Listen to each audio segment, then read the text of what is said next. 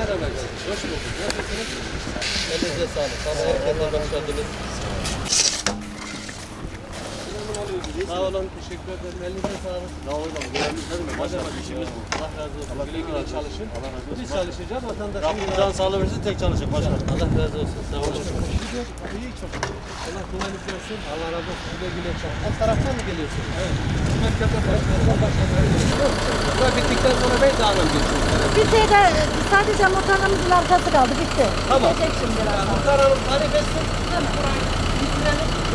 Bazı yerlerde acil müdahale gerekiyor. Ne olsun şimdi ayak olur. Muhtarım kolay gelsin. Bakın buralar size emanet. Sultanlığa gireceğiz. Şey bitirelim. Yoğun tarifi bitirelim.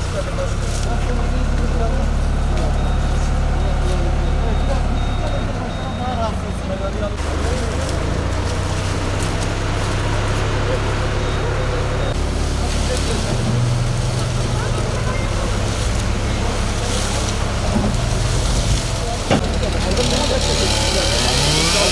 Yer de burası yani.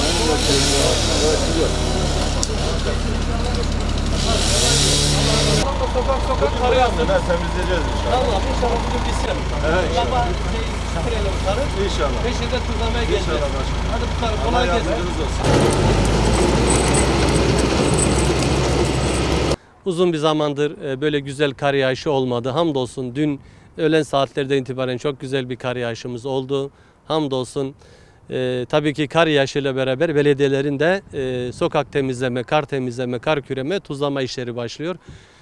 Hamdolsun bugüne bu saate kadar hiçbir aksama olmaksızın bütün ekiplerimiz hem kırsalda hem şehir merkezinde bütün sokakları tuzlamaları bitirdik. Geceden sabahta hemen kar küreme ekiplerimiz hızlı bir şekilde çalışmaya başladı. Hem araçlarımız, kepçelerimiz, kıdreydelerimiz yolları temizliyor.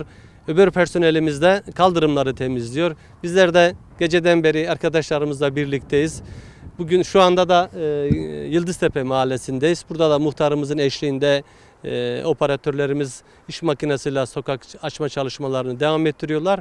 İnşallah akşama kadar hedeflediğimiz kar küremeyi bitirmek. Akşam geceden de inşallah aynı sokaklar bu sefer tuzlama çalışması yapacağız. Hemşehrilerimiz sabırla bize katlansınlar diyeyim. Bugün okulların tatil olması da biraz daha çalışma imkanımızı artırmış oldu.